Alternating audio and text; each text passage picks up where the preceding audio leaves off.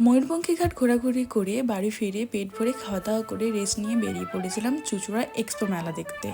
আমি আর ডোনা, কৌশিক আর সোনা জুটি বেঁধে চললাম মেলার উদ্দেশ্যে। পৌঁছে গেলাম মেলাতে। এই মেলাতে এন্ট্রি করার জন্য টিকিট কাটতে হয়েছিল। দেন আমরা সবাই মিলে মেলাতে ইন করলাম। সত্যি মেলাটা ভীষণ গোছানো আর খুব পরিষ্কার। আমরা প্রচুর এনজয় করেছি। চলো একটু ঘুরে দেখে নিই।